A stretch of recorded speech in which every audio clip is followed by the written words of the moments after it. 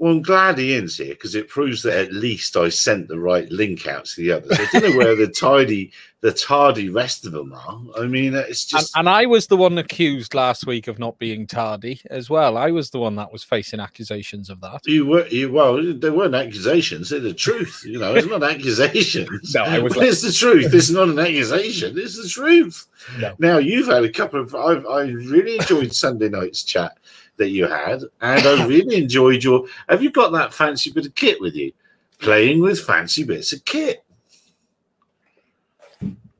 Yeah, come on. Who's not going to love a thing like that? Yeah, it is this is a very, very nice piece of kit. Hannah, you know, I reached out to them and said, look, I was looking around to make a certain couple of types of videos, and you know, this is 5K's worth. You know, 5 to 6 grand's worth. Yeah. This is an expensive piece of kit, and I was looking at buying a spectrum analyzer if I could, and I just can't make it happen. We are talking 3,000 to 4,000 minimum. Even a used one at the bands we need them are $3,000. So it was just, I've been looking at this for months and months and months and going, you know, is there any way I can do this? Is there any way I can buy one? I'd love to own a bench spectrum. I'd love to own this, you know, but I couldn't. So I reached out to them. I was looking for some companies, and I just reached out and said, look, this is what I want to do, and I'm really interested in using the product to do it. Would you be interested in helping us out? And I'll say this. I am shocked how many times you can get great companies to help you if you just ask. That's all you've got to do is ask. Is just say, look. Where are they based? What was the best name British of the company here as well? MTTI, British company. Which part of British? Made in England. So which part though? No, but whereabouts? Let me have a look. A decent county or a rubbish one? Yeah. we're gonna. The official company's name is AIM-TTI, which is AIM and Thurbury Thunder Instruments. Now that's that's British at that point, and they're based in Cambridgeshire. Oh, yeah, okay. So, and for those of you that don't know, Cambridge and Oxford University, so there's, especially the electronics, there's stacks of jolly clever. In Cambridgeshire was Clive Sinclair, and people like that was all out there. So now you're analysing, was it OcuSync signals? Yes, the DJI. That's a video on your channel. It is. Mads Tech. And that was just pulling the signal from the air via that unwieldy antenna. Yeah, very close to it. Now, I started making a video on this a little bit a while back, and a company, let me find their other piece of equipment because they've lent me that as well. And this, which is a Wi-Fi analyzer by Metageek, and this is really good, but it isn't fast enough to pick up the RC side of things. It's absolutely fine for the fixed video OFDM signal, but it isn't fast enough for the very fast frequency hop-in radio. Right. So that would get me halfway there, but not all the way. And you do need a proper spectrum analyzer to be able to actually pick up, just the same with FHSS radios, whether it be a Taranis, whether it be anything. You need something with a very fast sweep, which is able to actually, because they're literally transmitting for thousandth of a second on each position, so you need something that's got a quick enough refresh rate as it's bounding around. So I foresee he's found you out. He's realised that you aren't actually wearing defensive. It is. Well, I'm glad it doesn't just strobe for me. I thought I was the only person in the world that had this secret. Scan in now for the best results. I'm shining. See, it doesn't do it on my channel. I don't know why it does it on. It's got to be, it's got to be Streamlabs. Not Streamlabs. The duck company. Whatever it is, StreamYard. Whatever StreamYard. Is, not Streamlabs. There's Bruce. Old iForce 2D he's discovered an anti-bitrate suit. Because I always thought it was only me that could see his strobing magic jumper. I thought it was just special Welsh powers that made that happen. And let me just read something to you while I've got the two of you here now. Someone's been just going on. We've had some fan mail. I've been reading for years on Drone Stuff the Week is my favorite industry news roundup. The old men speculating wildly format is innovative and brilliant. Well, there we are. What older men? I'm missing something. Yes. No, talking about Ian. And wildly, it's Ian. Talking about Ian, yeah. And that's Joseph Dockstader, and he is a flight test engineer at Zipline and Volanti, and he's going to come and talk to us one day soon about his personal opinions of the drone delivery space. So that'll be very, very interesting. But we don't allow opinions here, only the facts. It is very anti-big, isn't it? We make up the opinions. And that is very. Oh, it don't like that one little bit, does it? I'm just watching Mr. it Pixelate, now. That's you. Yeah, it don't like that. Hold your phone up. We can probably buy all sorts of things from Banggood for him. It's all these special codes and everything. They're all just running. I've just received a notification from the internet. They're running out of bandwidth all over the world. I'm using the same setup I use to make my jumper. content. So it's either one of two things. It's either the OBS camera feature, which I'm using, or it's StreamYard, because everything else is the same on my side. You know what I mean? So it might be StreamYard because it's pulling it down to 1080p, 720p. That's probably what it is, because theirs is a 720p feed. That'll be what it is. I'm already less interested. What does pixelated tea taste like? Does that pixelated tea taste different? Coffee. This is coffee. Oh, well, yeah. There you go. Oh, well, yeah. There we are. Anyway, yes, very kind of them. AIM TTI. Yeah, look at that. Did you see his video with that lovely thing he's got? No, what's he got there? Oh, portable oscilloscope. A Spectrum. Spectrum analyzer. Yeah. Okay. And it is the problem when you're trying to do anything at the bandwidth frequency bands we're using. You can get a lot of spectrum analyzers for like 1.3 gigs, 1.6, even 2.7s are quite common. But the second you get above 3.5, 4 gig, it is literally car money. But did you see the one that Mario from RC Shim showed us recently? It's got a fantastic update rate. It's real time. It's really brilliant. This is pretty good. Yes, this is. You're going to have a look at his, and we'll have a competition, and the winner gets. I don't know. Which is the one was he using? Grumpy old sod. You can't be pleased for him. You just bang on and say no. There's a better one out there. Is that because is it a black cased one? Yeah, it's a USB based one. Yeah. Oh, USB based one. Yeah, okay. So you plug it into your portable device, and that gives you your interface, which is quite.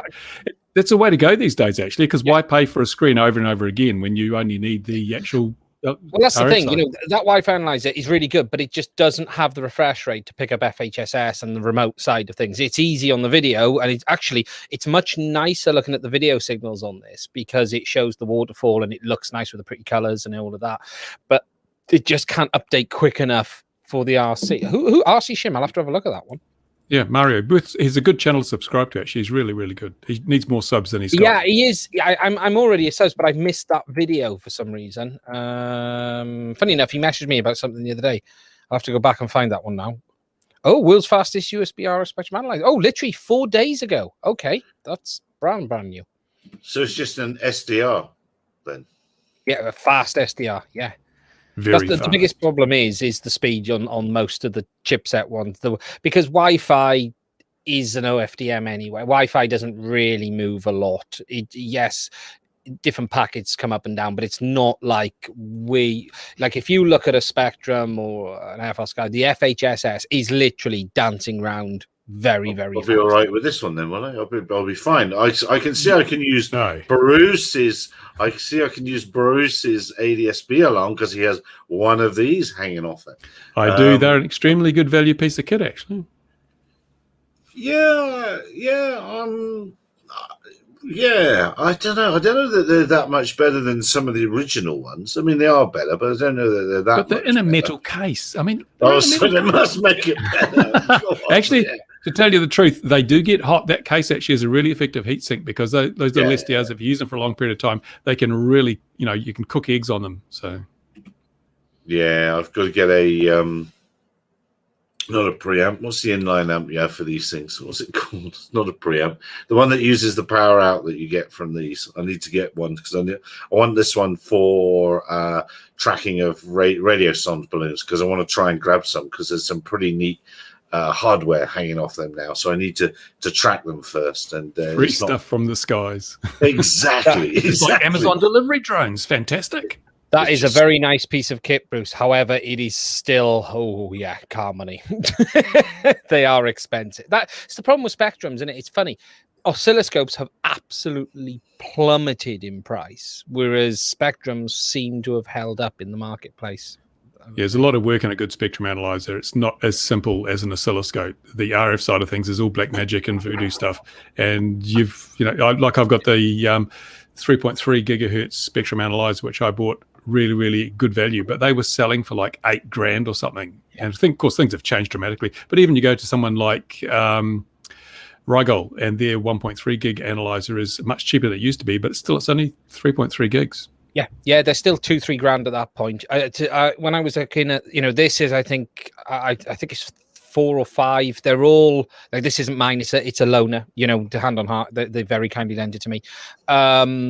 I was looking to buy one, and I just couldn't make it happen. There's no way on earth I could make that level happen. I think the cheapest one I found that would do 5 gigs, 6 gigs was something like $5,000.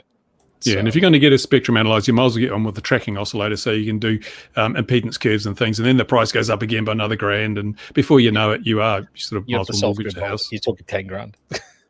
So, well, how many people can possibly own a thing like that? Not many. It is probably one of the more specialized pieces of gear these days, and even used, they're big money, and it is a minefield. Mind you, it is interesting because there are 2 levels of spectrum analyzer. You've got the lab quality gear. We can actually make referenced measurements in terms of power levels and things, and that's what you need as a professional. But for the amateur, all you need is a relative indication. This is where these RF explorers come in. They show you what's happening. You don't get an accurate measurement, but you know what's there, and that's all a lot of people need. I quite these digital SWR meters. I've lost track with what the real world, what I was really supposed to call them are, but they look quite cool. I do wonder about them, having the little diagram when you're making your antenna. Some of the cheap ones are really crap. They're really bad. They're really inaccurate, totally inaccurate. I've seen a guy doing some antenna comparisons using a proper VNA, vector analysis scope, and then using one of these cheap Banggood things, and it looks nothing like it. It's like magic. It's pixie dust. They've made this stuff up, and it's just, I don't know how they do it, but it doesn't reflect on reality at all. So you end up creating more problems than solving if you go really cheap and stuff you want to use for actual purposes, rather than just seeing what's there. If you want to actually use it to refine something, build a better antenna, you're going the wrong way with that stuff. No, I have wondered. It does seem like improbable magic that's occurring with some of the displays. Well, yeah, could that really be doing that? With back in the sort old of money. Yeah, back in the old days of CB radio, I built my own SWR meters and things because low frequency stuff's pretty easy to deal with. When you're getting up into gigahertz, it's like you've got to use some really, really clever calculations. You've got to use the right materials. You can't use fiberglass PC board with any effect at 5 gigahertz. You've got to use the Teflon stuff, and that's expensive and not really available. And so you look at some of the stuff that comes out of China, and it's really, there's no way this is going to be accurate. This is just rubbish. And compare it to the quality stuff. I've forgotten the word for it, but even the coatings you put on the antennas make a hell of a difference, and you've got to have the right stuff. And as you say, when you're up in the gigs, you are beginning to play. If you're down at 1 megs, it's not quite the same as all the way up there. And this, just back to the SDRs. This is the deafest SDR I ever bought. I have to scream at this to hear anything. Is that the Banggood one? I bought one of those as a kit. It was terrible. Complete waste of time. I can confirm this is terrible. This is the HF one. I wanted to do to get the HF aircraft, so HFDL using it, and not even the local FM provider makes its way into this into this device. But for the money, you can take it. But it's in a metal case, as you say, that makes it better. Now, what was I going to say? So Ian's got that great video about that. Bruce has been crashing airplanes. And that's been about the week, really. It's been a funny week. DJI's got this thing out, this new version, cheap version. Are they just going to one thing to rule the world? Because that's it. Most people, it's all they'll ever need, isn't it? It is interesting if it happens, because I still there's been no official. Well, no, we've had the bank, whatever the retailer announcement is, because this is like the 5th release that's fallen out of their shop now, B&H or whichever one it is. Yes. What you mean, the official press release channel? The press release channel for DJI these days, because we're gonna show you what's coming out. $299, cheapest official drone they've ever released. There's nothing special here. You know, it's a Mavic Mini. For all intents and purposes, it's a Mavic Mini just for 299 quid. I think it makes you wonder where the market's going if they feel they need to do that. It's more of a tell on the market than anything else, because there's no competition at that point for them. There's no one. But it fits. And what else? What about the Hubsen Zeno that crashes in the live stream? Yeah, I didn't watch. I didn't see that. What live stream was that? They had a live stream promoting the little Zeno, and I didn't see the stream myself, but I've seen reports. And they had the little thing hovering there in front of the camera, and they ignored the land now, low battery alarm thing, and eventually it just drifted off into a curtain and wrapped itself into a ball. It does look decent on that thing. The spec looks nice, but it's £500 or $500 if I remember. And what you've got to ask yourself this: love or hate DJI, would you really want to spend £500 on a non-DJI product and not know what you're going to get? Because the reality is here, you know what you're getting with them. You know the product will generally be very good. I'm not saying it's perfect. I'm not saying it hasn't got issues, but you're not getting ripped off. And I'm not saying they are, but I've always said it's really hard to spend that kind of money in an entry level on anyone else. But then again, that's knowing the industry. They're not, they're not looking for people who know. But to be fair, Hubsen's been around for a long time. Yeah. And the one thing that would sell me the Zeno over any of the DJI products is it doesn't seem to be geofenced. Yeah. Well, geofenced, I mean, imagine you had something like a Matrice 300 RTK. And yeah, that's right. Yeah. With a £20,000 payload below it. So imagine you had one of those, and imagine you'd had done absolutely no flight planning before you took the thing out. You hadn't even looked. It's my title today: Pilot Not in Command. Brilliant. I was going to ask you what on earth that was for. I thought it was picnic, but backwards. Yeah, I thought it was picnic as well. This is a mess, and this has been coming for a long time. And there's going to be a few people dancing around on RC groups and things like that about this, because DJI have always had this behavior where they take pilot control away in certain circumstances. And those certain circumstances are if you enter a no-fly zone and this is the DJI no-fly zone. Let's not confuse this with the government mandatory ones. And they have some very straightforward set behavior. If the aircraft drifts into it. Now, it's not possible to just fly into one. It won't let you. So you can't just fly into it. What you should have is imagine an invisible fence, and it will just not let you go forward, but it'll let you go back. And, that's how it should work. Bounce off it. Bounce off. If you were to find yourself in it, the default behavior is forced landing, which is the aircraft goes into the same behavior as when the battery is very low and it's going, we are landing here with some control. So what should happen is you should have the ability to have some horizontal movement to be able to get it off a person's head or something like that. This case, though, appears that the pilot was flying. Now, there's a lot of arguments to be said that he hasn't done his preparation, but it should be said he was fine as per the law, just not DJI's. So, yes, true. So this, if you have too many places to find data, and I think Bruce brought this up years ago, if you've got to look at 6 different places to get your data, it's all different. It's asking for trouble. But he was flying, and it appears it refused pilot input, and something appears to have gone wrong, and it ended up hovering 7 foot above the roof of a car.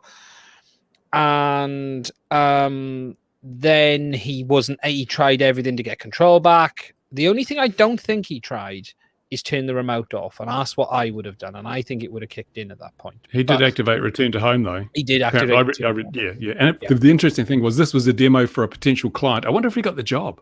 Yeah.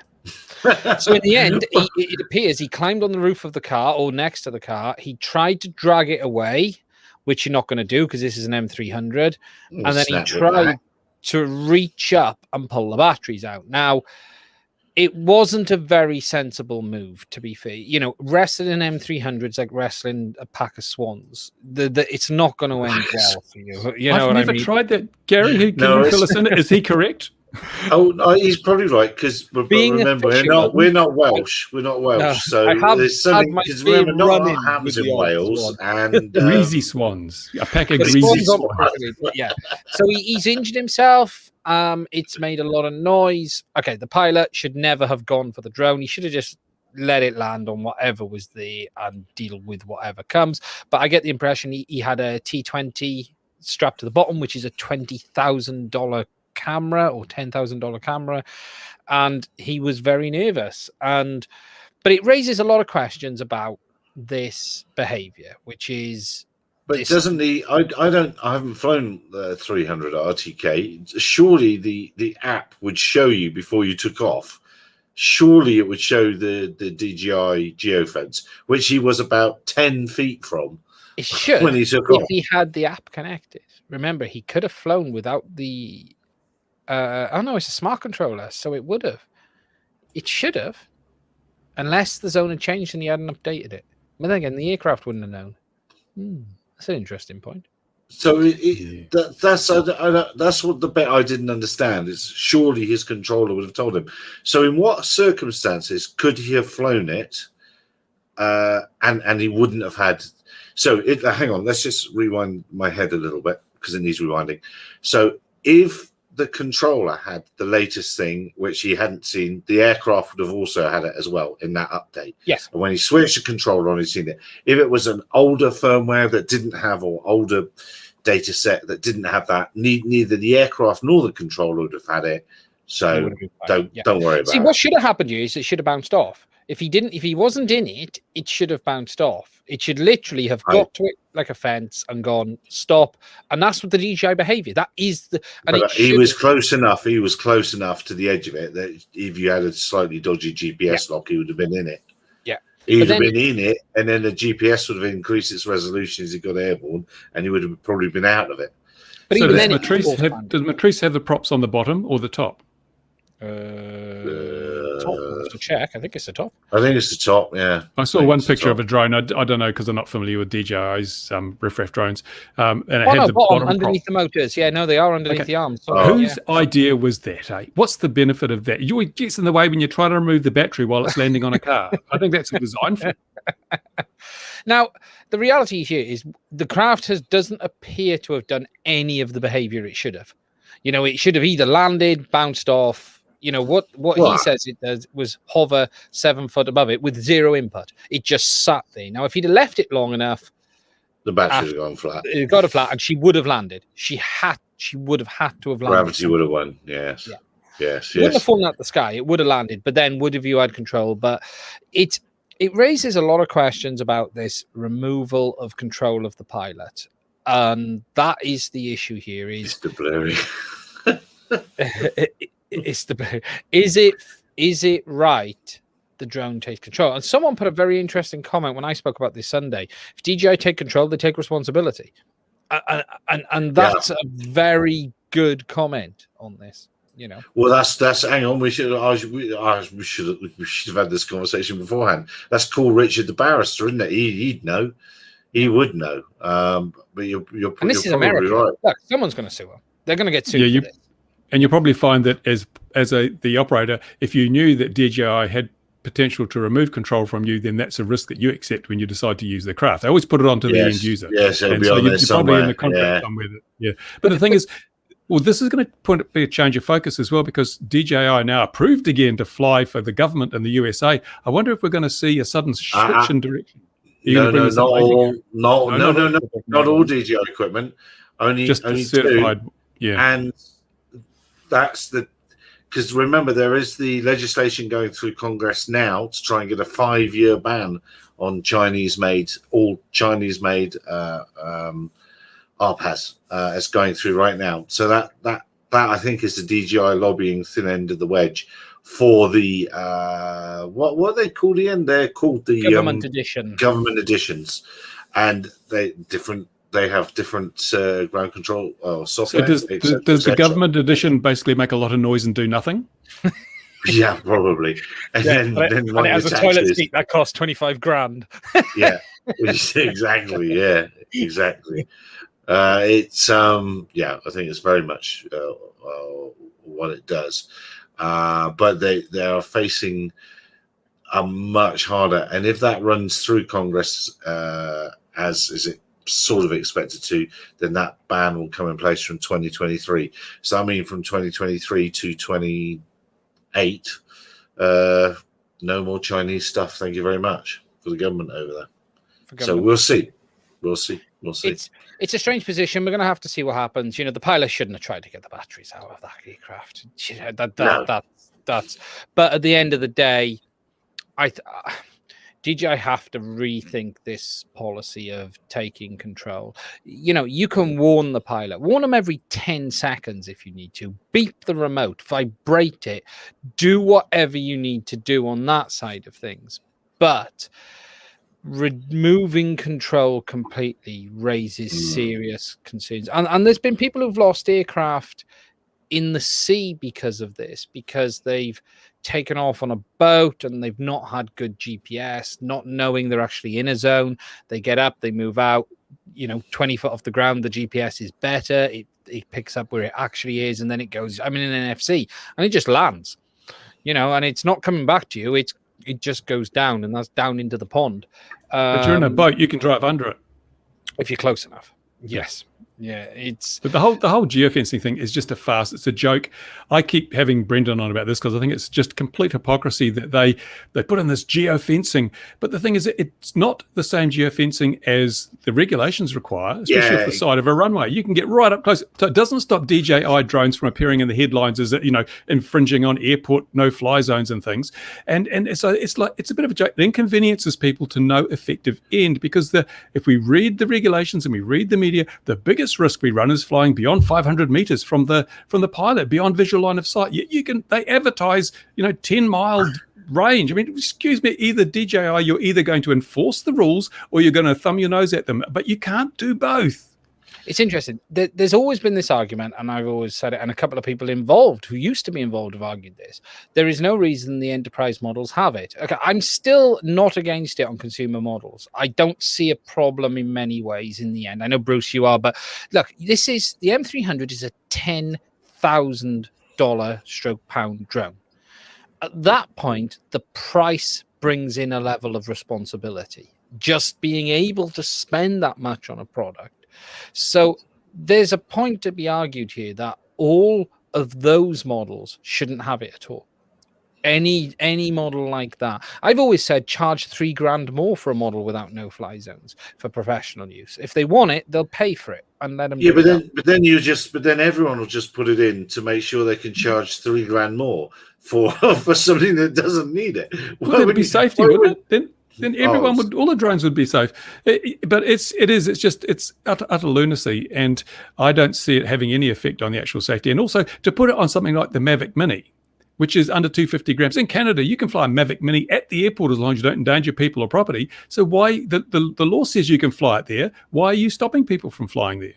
I think my greatest sort of botheration with it is it's not genuine aviation information that is being stored and used for the safety. Isn't it Altitude Angel providing the data? Not everywhere. It is in America, I think. It's not everywhere. No, it isn't. But we know their data is good and correct, but it's not.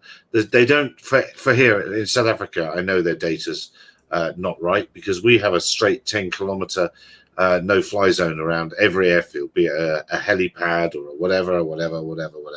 The tiniest gliding site, tiniest farm strip to international airports, instant 10-kilometer radius, and that's absolutely not enforced here. That's absolutely not in their data. So I get really angry because DJI are assuming that I'm a person with bad intent who intends to do bad things. I'm buying their product with evil intent. No, shouldn't you be presuming that I'm an innocent guy or whatever? Why do you assume that I'm going to buy your product and do bad things with it? In that case, shouldn't sell it to me. Says the man who created a radio-controlled cruise missile. Yeah, I mean, in some ways it could be right in this case. But I didn't use it. No, you didn't. I couldn't resist that. Yes, yeah. It's quite old-fashioned now. It's really, you get the historic flight one now. It's a biplane, you know. Missile. It's a vintage cruise missile. Yeah, take it to Shuttleworth and fly it there. Here it goes, Bruce Simpson and his vintage cruise missile. There it goes. Wait for the bang, everybody. Wait for the bang. It uses black powder. Yes, absolutely.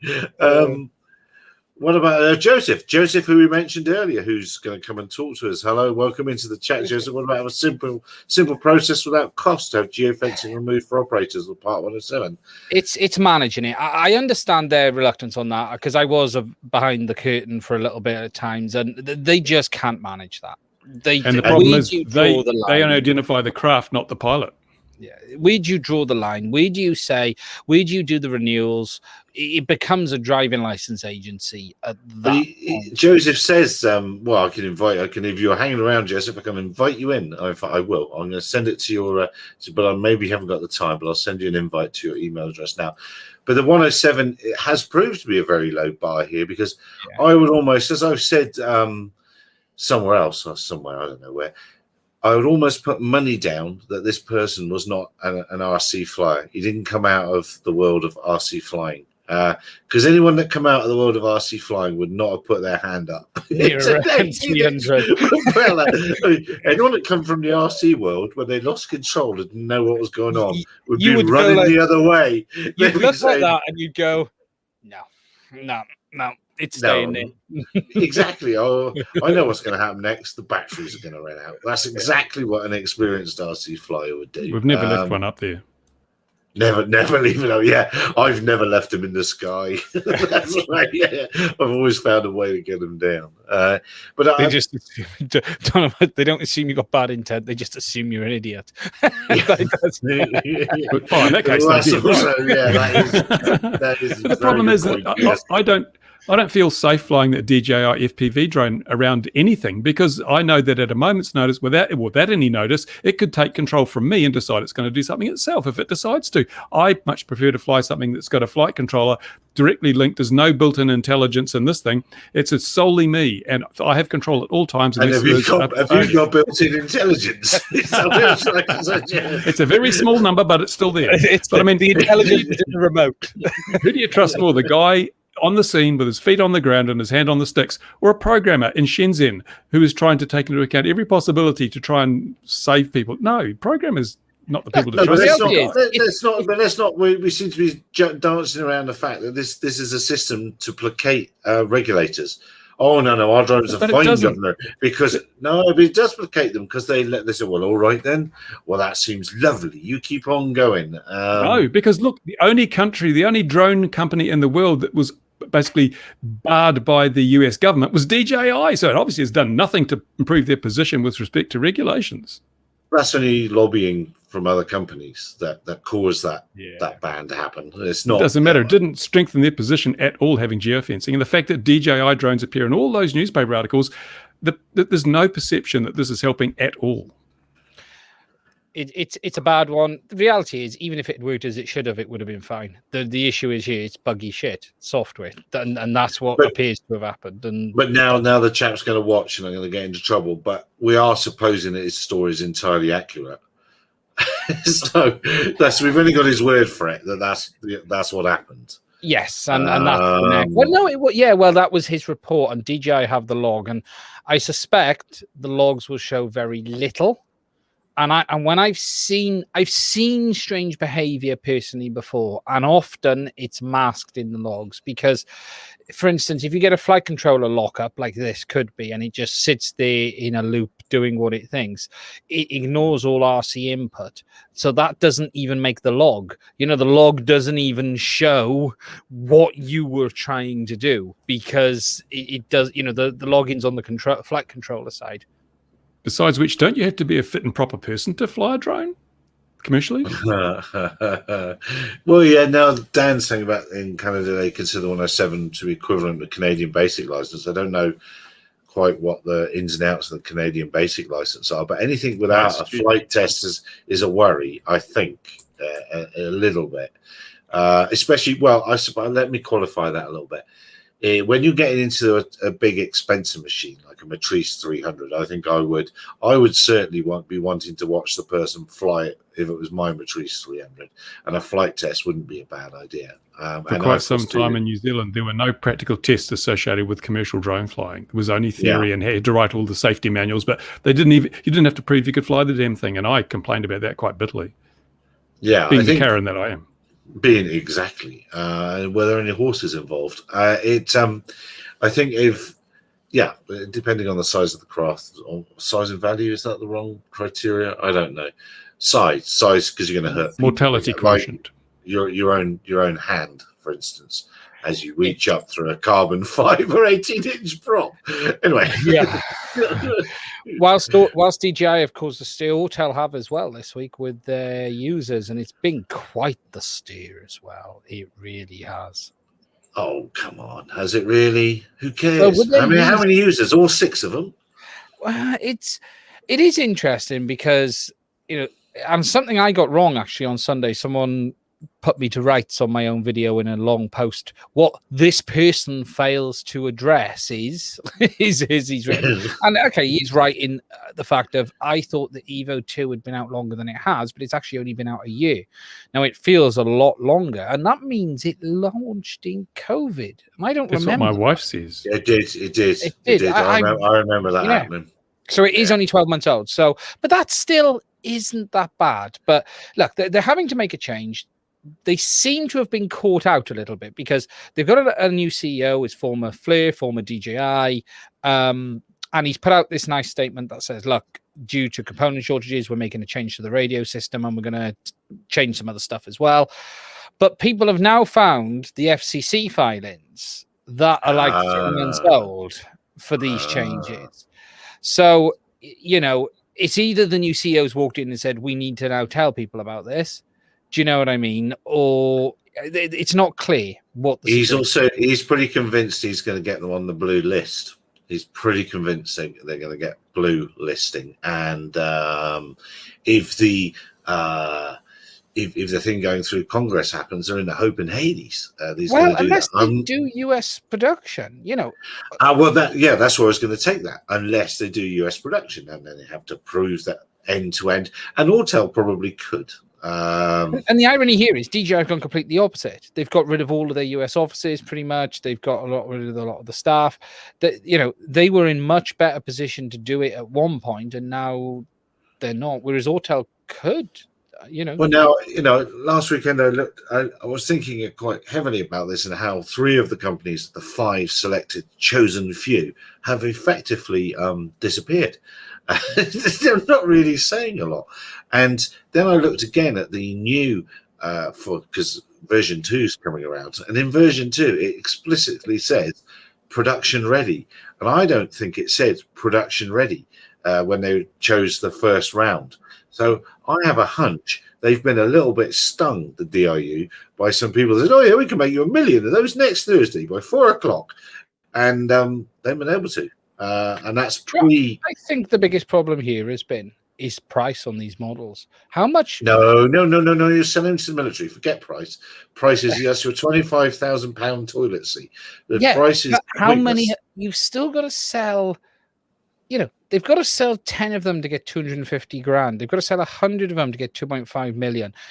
Do we honestly think they've sold that many? They've probably had a few. They had to make 200. I stand as somebody in the comments will nudge me.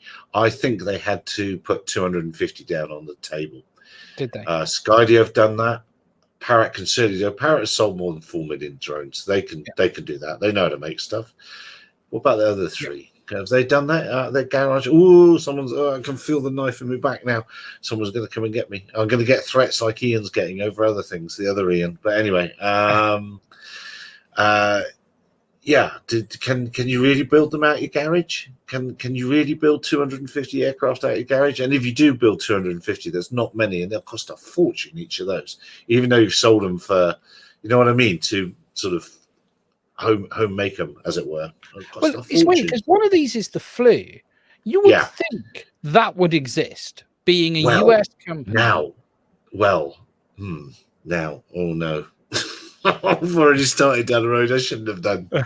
Now, madam, Mrs. I may have heard something about that one. Okay. I may have heard that it's not favoured by, who's the other company in that? It's Fleur Teledyne. Yes. And I hear there's internal wranglings, and I hear it's sort of on the shelf. That's what I've heard about that one, but I shouldn't have said that. I didn't say that. If you are watching,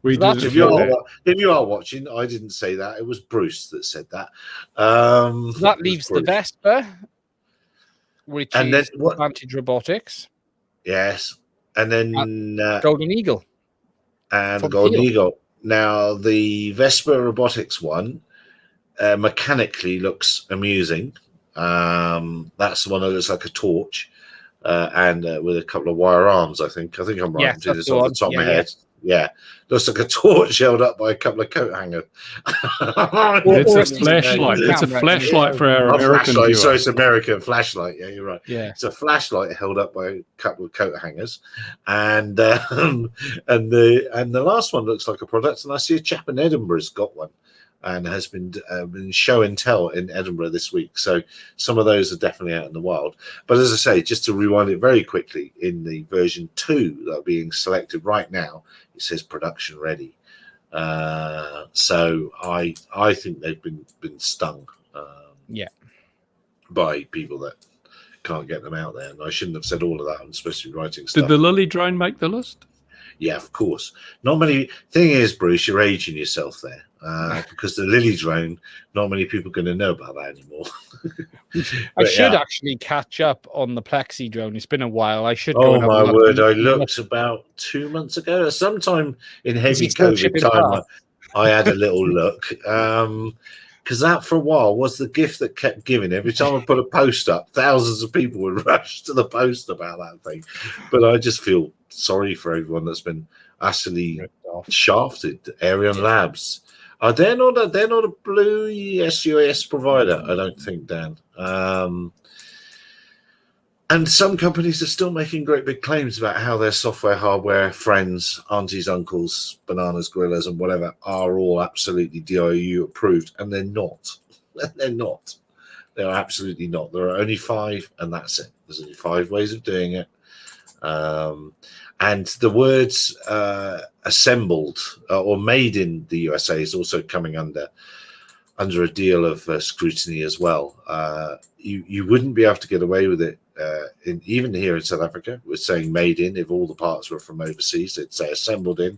And I think the same in Europe. It would be assembled in. I don't know about New Zealand. What would they say over there if you bought in? They really don't care over here. They're just like it's just buy something, just buy anything, spend money, go. Yeah, so that's coming home to roost. I think one of them, I'm amazed DJI didn't just set up shop in America, just one little factory somewhere, which would have cost them 10 minutes of earnings for them or something. Yeah, they could have literally owned it to a point because they still deliver, and this is the one thing. And to be fair, Skydio have delivered, and that is a company, but I'm not convinced their heart is in consumer anymore. And I have a feeling we'll see Skydio end up a bit like Parrot and drop the consumer drone because, as you say, if it's 20 grand a pop, why would you want to manufacture £1,000 drones? Why well, Skydio's selling on their new surveying things, a $5,000 add-on. That is, it's not, and they haven't made another. It's they've not made any. Well, they have, obviously they've made the software, but it's they've not made a physical thing for that extra $5,000 for an inspection case. That's pretty cool, pretty brilliant. Do you think DJI haven't built anything in America because they don't want to risk their intellectual property being seized by the US government or some trumped up thing? Oh, we need to go and do this, whatever. I mean, that's always a risk. Do you remember what we said that they were saying? The government in South Africa were interested in your digital property. I said that before. So we've just had a bill going through which is all about land claims and claiming land, and everyone's worried that our houses are going, land, farms, and things are going to be taken. And it's much been look the other way. We're going to take your farm, and then if you look back, look at the other stuff that's part of the bill. It's not just going to be digital stuff. It's going to be everything. So artists, songs, everything. And that's in the small print. So everyone's going, oh, they're going to steal my house, steal my farm. Look the other way. It's intellectual property for everything. And that'll be deeply amusing. Do you think it's that old thing? You go out and you make a really, really big, horrible demand, and then you back off a step, and people go, "That was great," and then they lose all the other rights. Yeah. I very much. Yes. I'm just looking. Skydio is still on a reserve only. You still can't order the product today. It's 100. I asked them in their live stream thing the other day. It was 120 days was the lead time for one. Yeah. And they've had to put the prices up substantially, as everyone has. And it's funny, actually, we're waiting to see. I think DJI are probably the only one that haven't right now, but we've seen Autel have, with this announcement from Autel, we're also probably going to see a price increase on this Evo 2, version 2. Skydio have jacked their prices. The only one that hasn't is DJI yet.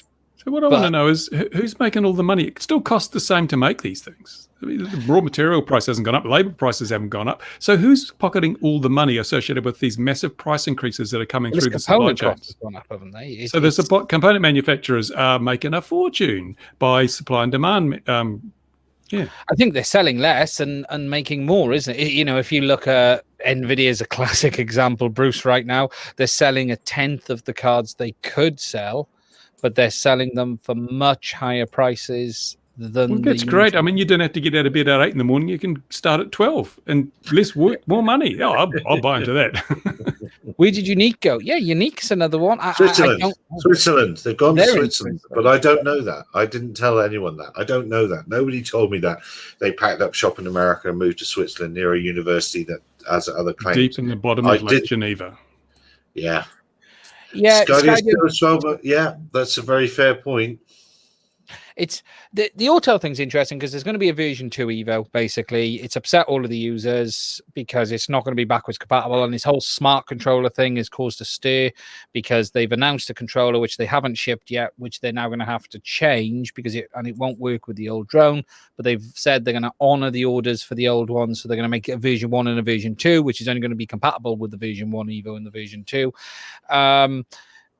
But I feel for them because if it's genuine, what can they do? The users are going to be upset. Okay, it's a 12-year-old month-old product, but the new accessory isn't going to work with it. Okay, DJI have been pulling this stunt for 5 years. So this is nothing new. Every time there's a new Mavic, it never works with the old one. I've got, how many remote controllers do I have here for DJI? Yeah. It's insane. So look, this might be new to the Autel community, but it isn't particularly new to the drone industry. 12 months, it's about the refresh cycle of a drone anyway. In the good old days, you didn't get to 9 months in the Phantom 3 and then the Phantom 4. Yeah, Christopher Jenseth mentioning the Skydio presentation that went well. Another thing I noticed in the version 2 of the blue thing is it's got to be IP rated. I don't really understand IP rated other than it makes my cell phone more expensive. It resists water and stuff. And I noticed, so then I had a little look at all the specs of the current ones, and there's no IP rating on the Skydio, which then got me thinking to myself, so why would that be then? They can probably stop the motors and probably stop rain getting into them. Oh, I know why that might be, because if you cover the cameras with water or dust, I bet they stop being able to navigate. Yeah. Because you can IP rate the thing, because that's just stuff, isn't it? It's just making but stuff how do you keep the waterproof. cameras clean? How do you keep the cameras clean? So if you have an IP rating that, oh God, another knife gun on my back. If you have an IP rating, that would see an opportunity for profit. Do you? What you want, those little spinning windows. That's how they stop cameras from getting water on. They have a little clear lens in front, which is not a refractive one, and it's spun at very high speed by a motor on the periphery, and that flings the water off. So you can have rain, whatever you like, and the camera still gets a clear picture. I think you need to patent that for drones. Or windscreen wipers. We've spoken about it. We've spoken about it. It's done. It's considered done. It's prior art. Oh, yeah, no, but windscreen wipers on doesn't... something like a Skydio, it would think the wiper was an obstruction and go haywire, wouldn't it? That's the point. Yeah, it would fall out the sky. But there was, you know, I did spend the weekend thinking about this. Why we're at with this? Because these people. So let's imagine this 5-year thing goes through. Somehow I don't think it will. I think DGR chuck enough money at enough senators or whoever it is they have to chuck money at to stop it not going through. But let's say it goes through, then the first blue lot have had a year's leap on the next lot that are just about to be selected. And then they'll have all the way out till 2028, where they're the only show in town for government sales in the US. So there'll be a huge shortage of drones suitable for government use, right? Yeah. Well, no, not if a big manufacturer, Skydio, is making stuff. Parrot, we know. And do you think the Chinese will provide Skydio with any parts in that situation? They already provide frame parts. Yeah, but if there's this injunction against Chinese drones, you know, the Chinese government, it controls everything, will say, no, you can't ship to them. I'm sorry. No more shipping these products to the USA. And therefore, the US market has a big demand, no supply, and everyone grizzles and moans and they reverse it. Oh, there we are then. Oh, fair enough. Political strategies, that's how they work. Is that how they always work? No, you could be very, very right. It's just if I had that golden, it is like having one of Willy Wonka's golden tickets at the moment, though, I think. And I don't know when the buy cycle happens. Not the two-wheeled ones that you go see the girlfriend in the next village, but the when my the girlfriend is happens. a bicycle. There you go. I'm glad you said that, not me. But the government program surely probably only buy once or twice a year, and so you'd have to get everything in place. But hang on, we're being told the skies will be filled with clouds of drones that will darken the sun. They must be buying heaps. Yeah. Well, I was thinking about hours reliability, incident accidents and reliability rates based on hours. And given that DJI sell thousands a day, and even if they only flew a minute, you know, probably in a day, what they sell is matching what the Predator and Reaper Force fly daily. You know, so I'm thinking aloud here, but you know, they're going to use hours flown as evidence of accidents and incidents, and they're going to be way better. Way safer. But the props do come off them and they fall alongside railway lines. Oh, yes. Kitty Hawk is aloft. Oh, yes. Kitty Hawk is aloft. Ian's got a loft. He has got a loft, and he's gone. He's gone with his strobing. He's the first thing you were. I think his jumper timed out. His jumper timed out. It probably did. Name changes, companies. Kitty Hawk is aloft. Yeah, Kitty Hawk was a tricky name in the first place because it has lots of connotations in lots of places. Oh, he's back. Let's see, he's strobing. He's still strobing. No, still not strobing. So much. Not so much. I have made a change because I noticed something, so I thought I'd try it and see what that did. Because I'm just watching it live, and it's very bad on. And Bruce's is lovely. Bruce looks amazing. Yeah, well, of course. I always look good. Yeah. We just thought it was. You look better now. What did you do? You just look better. So this means we get less offers on Banggood now from your scan his shirt now. Yes, Mr. QR code. Mr. QR code. The bicyclers week right before the end of a fiscal year because of the user oil. Yeah, I thought there would be something. So yeah, so that must have just been then. Has it done? Doverans? It must have just. Yeah, it must be about now, isn't it? In America, I think. Yeah, it's interesting stuff. It was interesting that as they said they want to start using the DJI stuff again. It also sort of suggests that they don't have enough of the blue stuff. But we've been gone on too long about blue stuff. What else have we seen this week? What else has amused us, gentlemen? There was a Kitty Hawk name. Aloft has changed. Yeah, Aloft.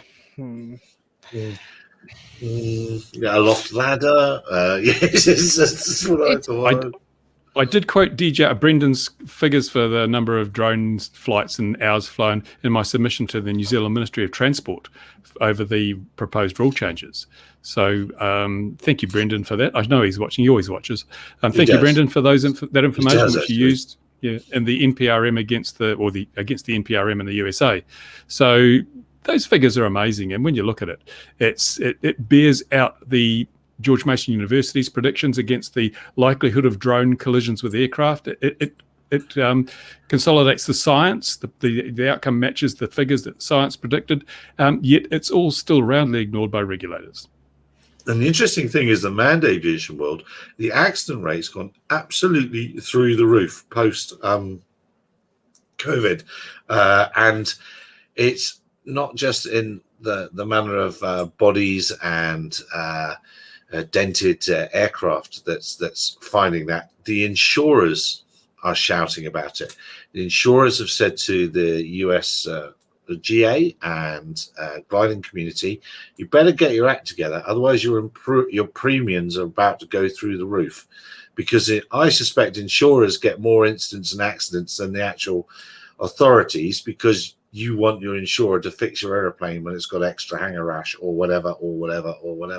And so the insurance market in the States has said, hey, this is bad. So I think that's quite telling and quite interesting. The insurers are the only ones who actually do a comprehensive risk analysis based on real world data. And that's why you can insure your drone for peanuts, much less than it costs to insure the same value of manned aircraft, because the risk factor for drones is just so much lower. It's unacknowledged by the regulators. So we may end up with a situation where AOPA and co have been sent a stop being naughty letter, and the drone industry hasn't. And I'm really hoping that we can sort of bring that out. And as Christopher says, they are the ones making the money or losing the money when it's coming up. So it'll be very, very interesting. We might have a fixed point which we can say, hey, look, the drones kept flying. They're just as, the accident rate didn't go through the roof, and a little bit of no flying, and the accident rate's gone bananas for manned aviation. Sad, but an interesting point. I was very interested to hear that the insurers had sent a letter. that was pretty telling.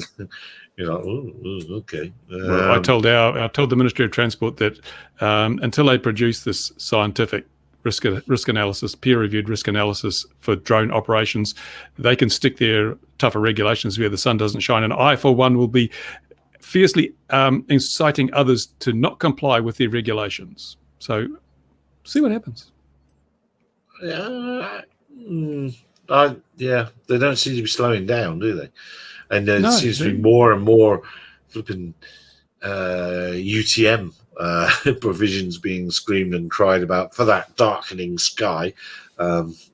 It's nuts, absolutely nuts. And the inherently much, much riskier BV loss, which is like 9 million times riskier. Did you see my latest video? I found an SD card with someone that looked like they were flying BV loss. Goodness me. It was from a year ago. So yes, apparently CAA don't prosecute things that are more than a year old. God, fortunately, it was 18 months old exactly to the day. Thank goodness you can't change clocks on anything, because if you could change clocks on things, that would really upset things. That would really make. And I just wonder how many people died during that flight. Yeah. Check the missing persons list. Yeah, no. All right. Well, have we run out of waffle? I'm just trying to think. So we've had DJIs, we've had this new Mavic, we've had the Autel. We've had the RTK falling out of the sky. Or not. Completely. Oh, no, that was being the problem, ironically. Yes. And the Mini Just SE. crash, will you? Mini SD. SE, yeah, the Look out. SE. I see. Look out, he's here. We've obviously... Oh, now, where is he now? Which part of... In a minute, he's going to be off on a beach buggy. How are you, Louis? Hi, guys. How are you guys? We're good. We've spoken about... well, now Louis here. Let's talk about Gatwick. Not any... Nothing's happened. Nothing's happened as regards Gatwick. Oh, there was a Royal Air Force aircraft in the UK spotted something at 4,000 feet, but I didn't read any more than that headline because I will take that to be rubbish. Any news on the CUS market? Well, there's been quite a few additions of money, and the one to go out tomorrow is another company has got themselves a nice new headquarters, but I don't know. What is the CUS verdict, ladies and gentlemen? Didn't I read something recently about some counter-UAS organization of one of the airports had detected hundreds of flights illegal within the no-fly area and all sorts of stuff, and but no one has been arrested, no one's been tracked down. They could identify where the craft were flying from, but they didn't take any action on these things. If it's really such a danger, why weren't they out reining in these people flying their drones inside the no-fly area of an airport? It was in the UK, I think. Oh, was it? And we know of operators that do know identities and are wondering what to do with the information. Or are they just lying trials because they need to produce results for this money that the airport's invested? Like that bird story. Oh, that's happened. That's annoyed me. Because did you see the one where the 9 million birds deserted their eggs because there was a crash of two, and then when you unpack it properly, there's zero evidence that the two things crashed, and one of the guys said that there was an overflight and the birds departed, but then they came back again. I'm not condoning it. It's a bad thing to do that if somebody was flying over nesting birds. No, but they were nesting birds, and that's on their eggs, and that's a bad thing to do. But that is being leveraged like billio now, and if you follow that, it didn't happen. But there's no point in saying that anywhere because you're just not believed. But on a brighter note, in New Zealand, they're using drones equipped with radar to track little insects that have little transponders on them for tracking insects. It's like, really? Seriously? That's a thing? Is that they have a little James Bond new movie? Now James Bond is being shot in New Zealand? No, it's real. It's real. I don't know why. I don't know why they want to track grasshoppers and things with little. They've got a little passive reflector, which basically receives on one frequency and retransmits on another, so they can beacon it. So they can basically follow the insects using a drone. But how far are you going to follow them? I mean, a couple of hundred meters, you're out of range, out of visual line of sight. Imagine the job description of the guy that is putting all the reflectors on the grasshoppers. It's a crazy job description. I fiddle with insects. Yeah. Oh God, putting radar reflectors on insects. Now, Louis, tell me, when is the new ground control station coming out of the ArduPilot world? Hurry up already, so soon. Oh God, it's getting along. The issue, as you guys know, on ArduPilot is always the availability of people to conduct the work, because this is volunteer work, guys. Except for perhaps Tridge, which is more focused and more productive guy, but Tridge is centered on the nitty-gritty details of the systems. Peter Barker on the platform side of things, on the compiler and the testing and all that, and Randy on the quadcopter thing. We got the new ground station. We got when Intel handed over that project to us. Some of the guys that were at that project at Intel came along and graciously are still developing, but there are a few things that were on that project while at Intel that are proprietary, so we must develop new tools that overcome those proprietary bits, and that's what it takes a bit longer to get along. But yeah, don't worry. And besides that, I want Trish to hurry up with our little side project, which again, I'm not going to say this is the surfaceless tail system. The AP peripheral? Sorry? The AP peripheral? No, better one than that. Better one than that. The no flying surfaces tail sitter quadcopter. It's much better one. Not please. I really. Oh God, tails.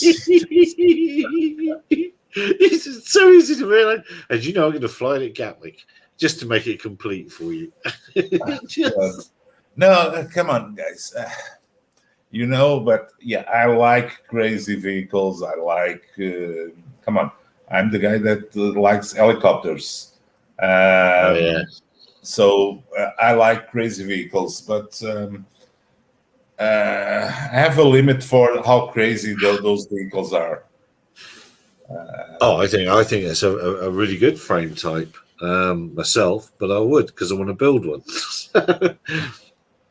Oh God, yeah. No, come on. If you can do it now, you just have to bring up a new mixer on Lua, and up you go. So, Gary, get your programming chops up to date and start doing some Lua.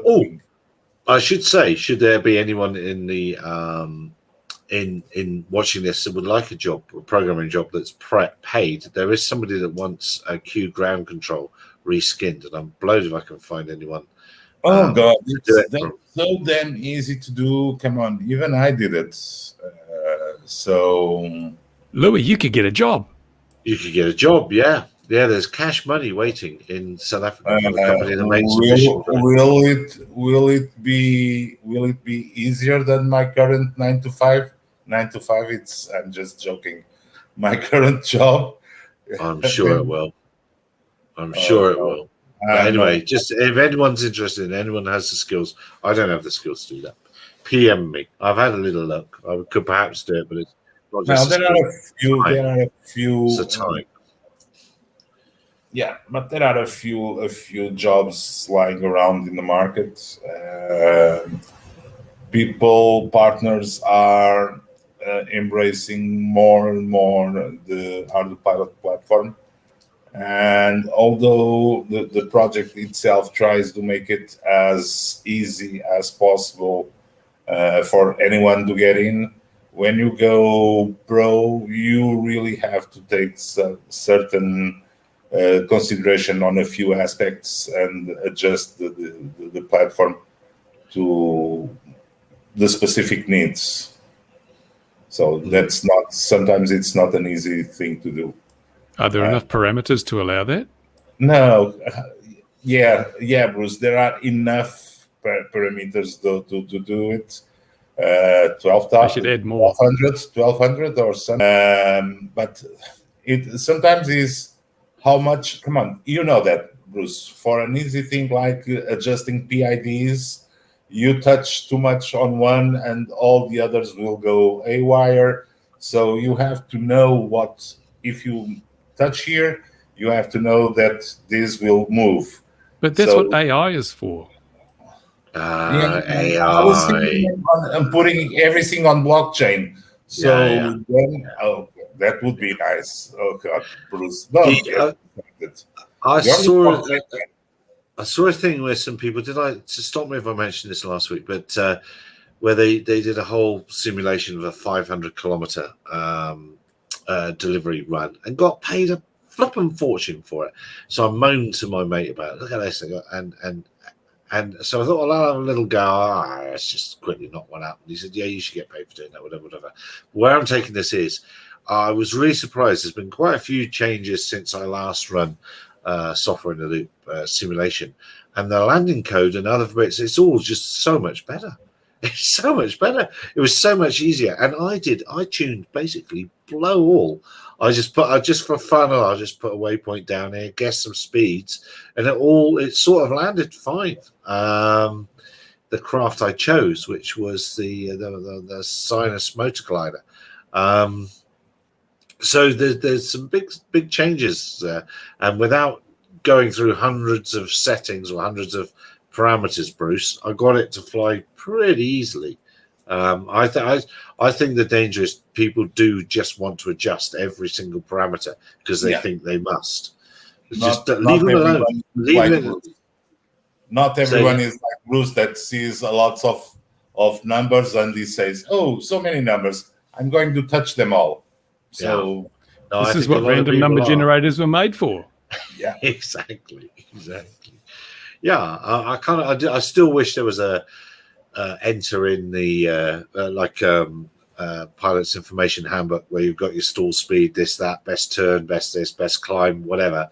You just added them all in that format because that will work better for me. So I just want something that will work well for me. But then I would understand it a little bit more. But easily. For instance, there's a community-driven Excel file that you input a few parameters and you get a proposed beginning for auto-tune. So at ArduPilot, we really went through to make life very easy for the casual user that buys components off the shelf and puts them all together. It's not easy. It's getting easier.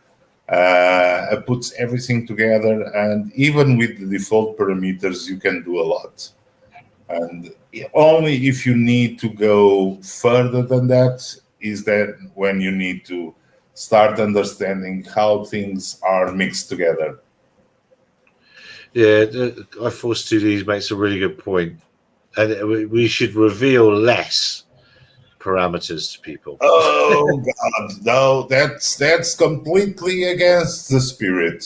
And if you say that nearby Twitch, I know. Why can't they just have the parameter that says fly perfectly, set, true, false? Well, I think it's a pity there also isn't just a mode where you could just hand fly an aeroplane, because the other thing people don't do is they try and get the autopilot will fly a thing that is terribly out of balance. It's terrible. The autopilot will mask all sorts of is mechanical the right word? I'll just use the word mechanically correct. If an aircraft's mechanically correct, they'll generally fly.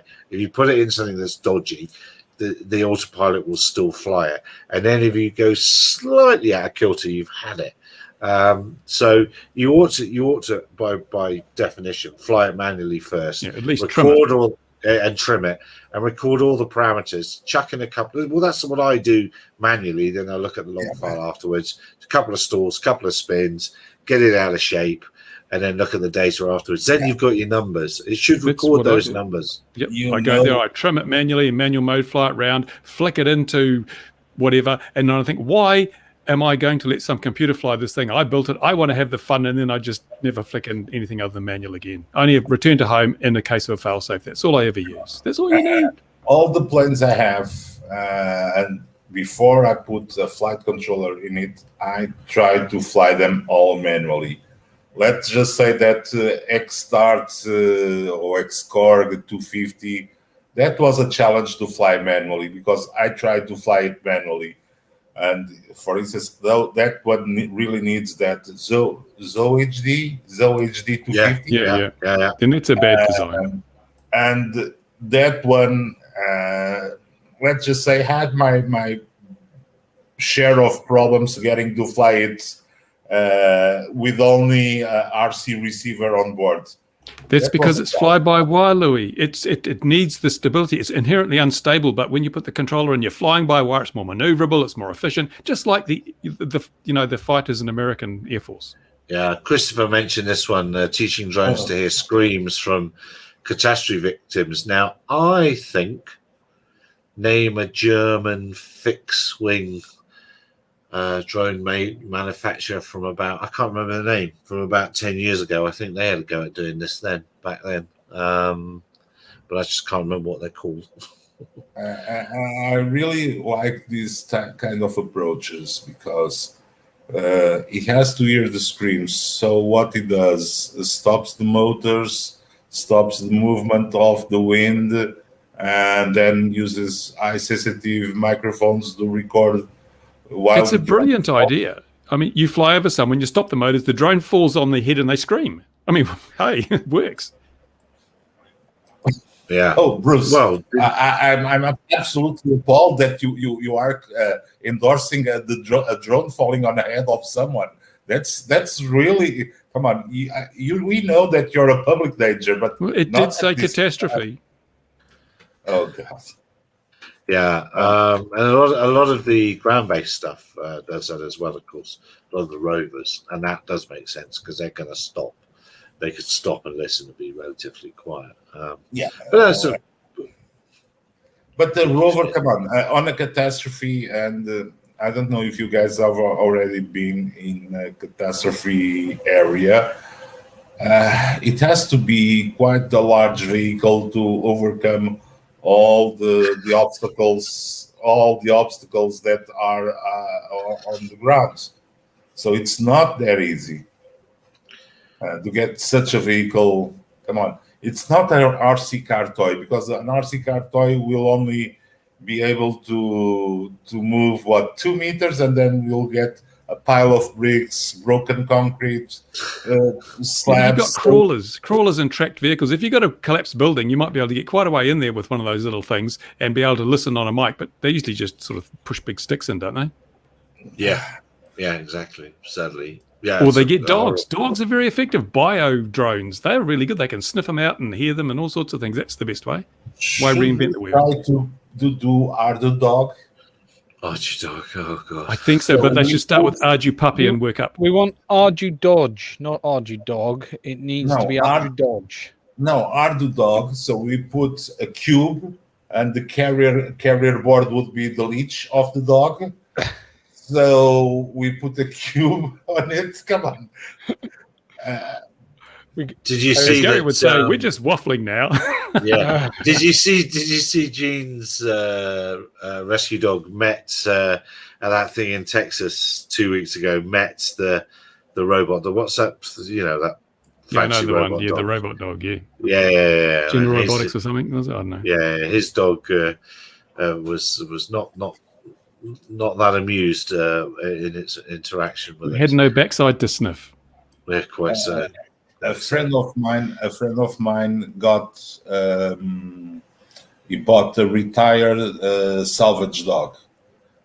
So usually the peacekeeping and fire and army groups, they usually have those dogs for a certain number of years, and then they give them or sell them to people, regular people.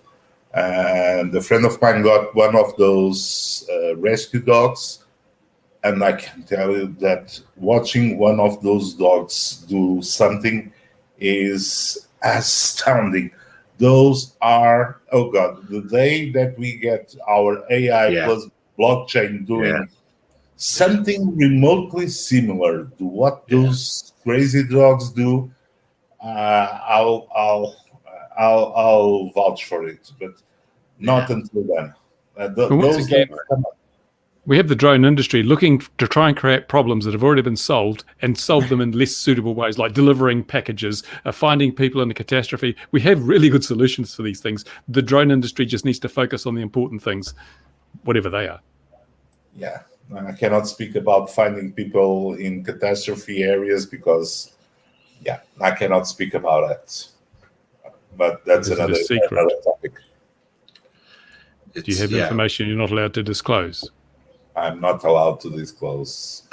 Oh, tell us about you must have, we reckon last week you must have one of the new parrots. How's it going? How's your new parrot? No, I still have my flying it this week? Sorry, still have my 37-year-old your old parrot. Oh, I walked it straight into that, didn't I? And it's not white, it's green parrots. Isn't it a Norwegian blue? No, it's no, just no. mining If for the it's in fuels. blue, are cats. Come on, Bruce. Yeah, that's the 30th, I think, isn't it? Is that Parrot event? So that'll be interesting. And as the Autel community has been complaining about Autel changing tax slightly, then the Parrot community is complaining that Parrot aren't going to make a more consumer-facing drone. But with this new thing from DJI, as well as the other things they've got in that space, why would anybody? Why would you try and compete? You just The wouldn't interesting bother. thing, I wonder how many of these new products are simply being rolled out because they can't get the parts to make the previous version, so they've redone the whole thing to use the parts that are available. So they're not necessarily better. In fact, they're probably worse than the previous generation, but at least they've got something to sell you. Well, it's interesting. This SE, if I've read the spec right, the difference I can see is that it's only 2.4 gigahertz. It's not 2.4 and 5 gigs, which is a strange step to make. But if there is shortages in wireless chipsets, that could very well be the reason why they've even made this. But as you say, if this comes in at $299, £299, it's always dollar for pound. Who can compete with that? You know, I'm just looking at this husband. I got this husband here, and you know, this for the first time has made me think, yeah, this actually looks like a decent, but it's still £429. What is in the This from the man who's prepared to. He was prepared to spend £300 not to have geofencing. There's your chance, mate. Well, yeah, but as a consumer, I don't find it a big issue. I very rarely come up against problems with it. So, but I'm just looking. You know, that $299 category is toy drone money. Everything really in that is your toy drone. So, but it could be a way to. They're doing some strange moves. I still don't fully understand what they are doing right now. I'm guessing they've been hit quite hard by the component supply. It doesn't look like it from, say, a Mavic sales. If you look, you can still get the Mavic E2. All of these drones are fairly easy to get. There's no shortage of them. It's not like a damn graphics card. So they must have 3090, a 3090. No, 3090 is so old, Louis. You need the tie. You need a 3080 tie now. Yeah, tie. That's the one. You can still get them if you've got the money to pay the exorbitant prices being scalped for them. In Is it the bow tie or a regular tie? It's a tie. The tie. You know, now you get to be scalped by the manufacturer and not just everyone else. That's the way it's working now. You know, why not? Why overpay to some random guy on eBay when you can overpay directly to the manufacturer themselves? And I'm finding it's ridiculous. I want to get it like an RX 580 or something for a small computer here. I thought I'll get a cheap Radiant. Yeah, even the cheap ones. I mean, I'm not going to use them for block, for coin mining, but they can't get those either. I mean, what's going on? Cheap RX 5, Bruce. That's a high-end graphics card right now. I think you'll find. But even if I pay the money, there's none on offer. I looked. There's not one shop has got them for sale. They're all sold out, and it's actually not like they're selling them for Ethereum mining card as well. The 580. That's the problem. It gets good hash rates, so that's why it falls into good area. But yeah, but the drone industry doesn't appear. Let's just recap then. So you get really good mining rates for a thing that doesn't exist. None of them exist. And it drives up there. All it's done is increase the profits of the card manufacturers. So in that sense, it exists because it's driven them up. But so stuff you can't spend. Ian is turning sunlight into gold. Well, I've stopped this week. I've stopped. I haven't had a chance, but I stopped because Ethereum prices had dropped so much. I stopped mining because it was down to like $3 a day, and that's below the point where I want to put the hardware on it's not worth the wear on the hardware at that point. Just buy Norton antivirus. It's going to be built in. Yeah, it's going to come with it. Is it? What, mining? What? So now, this was the favorite comment. Now, rather than actually risk getting spyware with your mining software, you can guarantee to get spyware with your mining software by installing Norton. Is it Norton? It wasn't Norton. It was the other one. It's not. No, it wasn't McAfee. It was Norton. Norton's. Norton, yeah. So you can guarantee have spyware. But yeah, but we've not seen supply shortages of most of the common drones. Most stuff is available. So, but if there's a lot of noise of STM32s being in difficulty now. And 52 week lead times. I was talking to the guy who's the head of Radio Master. They make the Radio Master, and he says basically they're not bringing out any new models because they can't get the bits. And from what I read between the lines, it sounds like they've got enough parts to make what they've already developed. But to develop new stuff would take. There's no new parts available for a new production, so they're just sticking with what they've got, which is a sensible thing to do. But he says buy now because prices are only going to get more expensive as the supply gets tighter. Well, if the STM32 does, everything does. You're I don't know how many I've got sat around. I've probably got 20 STM32s. You're sitting on a gold mine, Gary. I think I am, yeah. But everything we have these days, if it's got any form of intelligence, probably has an STM32 in it somewhere. And that's going to be the next problem. Best I'll have to use my Raspberry Pi Pico instead. Funnily enough, I just before we start, I was playing around with one of those. That's making me think panic buying time is needed. I don't know what I'm panicking to buy though, for what reason. But I better come out with some panic for something. Silicon Stampede is about to begin. Silicon Stampede. You said it here. That belongs to me. That trademark me.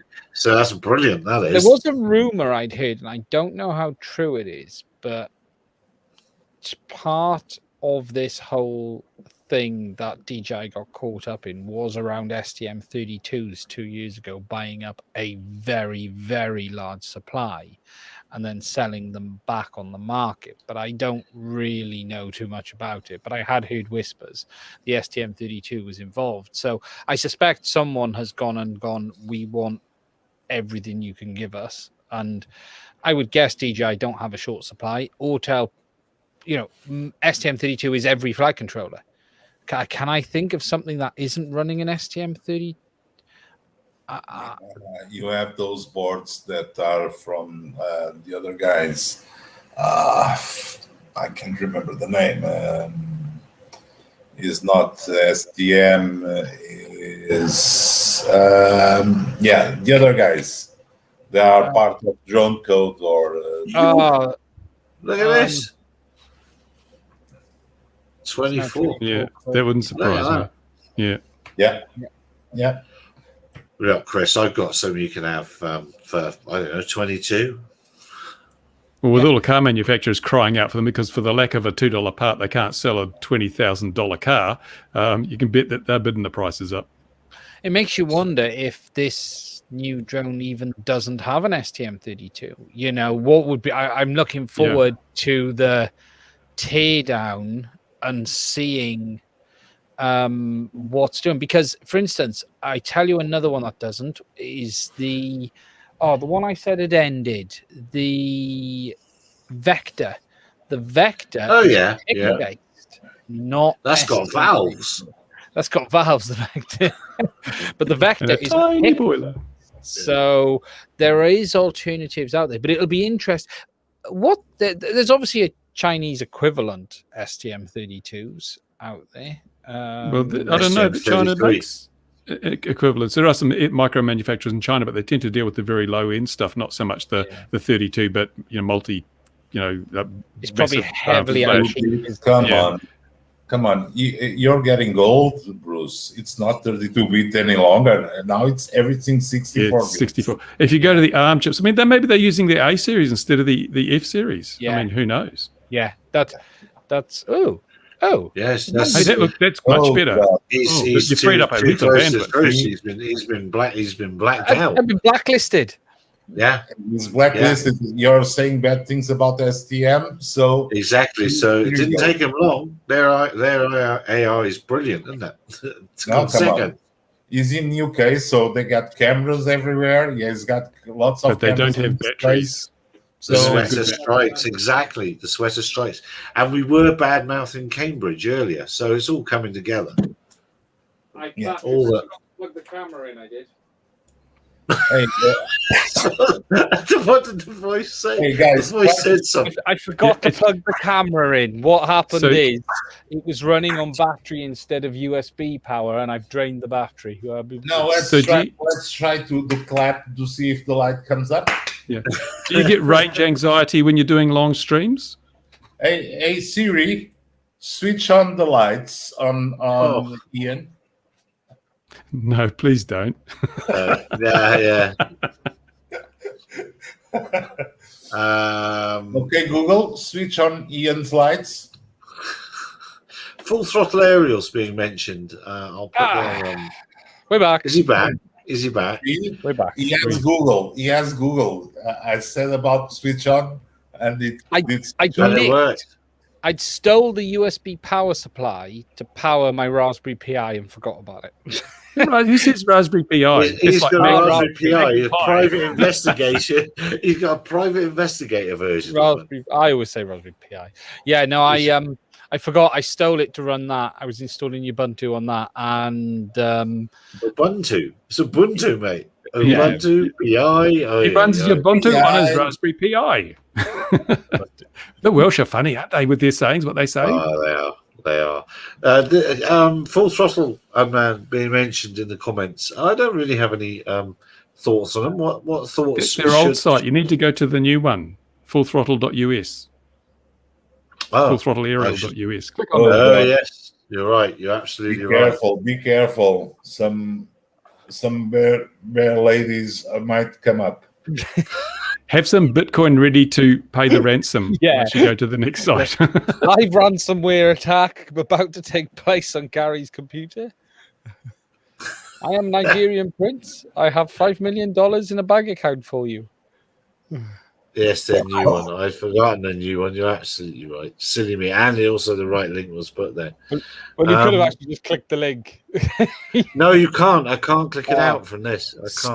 Stealth. Who makes a stealth drone? Does that mean it evades counter UAS systems? Why would you want a stealth drone? Or is it just quiet? Yeah. This thing is. Oh, shit. Jesus. Yeah. It's not sub 250 grams, is it? I want to see him take the batteries out at 7 foot, okay? Exactly. It slices it, dices it, juliennes. Yes, it's a new KTEL drone. I think it gives a whole new term to will it blend, but it ain't the product that we're talking about. But it does show very, very well why having people in the shot. Because if I just pulled that shot up, there's some numbers, there's a thing. As soon as you do that, it's like, crikey. But what is the point of using that versus a helicopter? Simplicity compared to a helicopter. I don't know. Helicopter. Look at that one on Mars. It's pretty simple. What antennas were they? Can you scroll down, Gary? What please? Well, that's three. That's three. We know what that is, don't we? There. Tier 3s. Don't tell me it's the DJI one. No, please tell me it's ArduPilot or it's running a cube or something. I think it is now. Yeah, I was going to say, because I've seen a lot of really big drones before running the DJI A3, and I just think why are you using that on it? It's a strange choice. Yeah, because it has 10 parameters. Oh, Christopher said he was there for the test flight. Scary. Oh. Should we pull Christopher in? Can we send the link and pull you in? That would have been. How many people died in the incident? But I'm sure the word stealth probably can't. They've just renamed it. They've renamed that to the Widowmaker for some reason. Look, there's definitely a space for this. It's funny though, isn't it? When you see definitely a space for it. It's funny though when you see a plane or a helicopter that full size, you don't really think flying blender. Yet you see a drone that's almost that big, and you can't help thinking of minced meat. And I don't know why we do think that way, Because it would be those bossy great propellers. It would be. And there are so many of them. Yeah, I suppose that's it. Yeah. Well, I would be, in many of my briefings will end if you can run past me in the event of emergency. If you can run past me at that point, well done, because that's what we all should be doing: is run away. And that's it's the old thing, in it. You don't have to run faster than the tiger. You just have to run faster than the guy next to you. Thank goodness for high-vis and clipboards to protect us all. Yeah. There was a chap the other day just down the road from me breaking. We're not allowed to fly from public roads here, even if you're commercially rated. And there he was with his high-vis jacket, stood in the road flying his Phantom. It's like, no, you're not allowed to do that here. You're not allowed to actually fly within 50 meters of a road here. Doesn't matter who you are. You're not allowed to fly over railway lines or roads here. No. Yeah. Same here. Critical infrastructure, because you'd be too busy spotting the people nicking complete trains. Has happened more than once now. I know that the grain train robbery. Yeah, the petrol tankers disappear down off into Petermaritzburg, and there is a little bit of Yeolde railway siding, and they just push them down there, and they actually have aircraft following the. And where does the train go once it's gone down there? Do they just mantle it? They use the petrol tankers that they've stolen to take the petrol straight out the train, out the big petrol trains. And there's a pipeline runs from Durban to Johannesburg. It's about 500 kilometers. And they'll keep cracking that and nicking it straight out the pipeline as well. But anyway, it's like Nigeria, but they end up setting themselves on fire there, don't they? Oh, it's the same here. Yeah.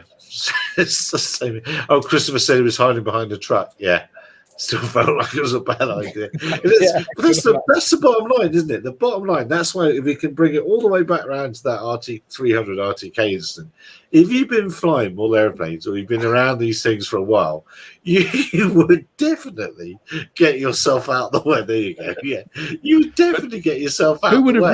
Who would have ridden that police bike in Dubai? The flying police quad. You've got to have no involvement at all. Anyone who knows what they're doing is going, nah.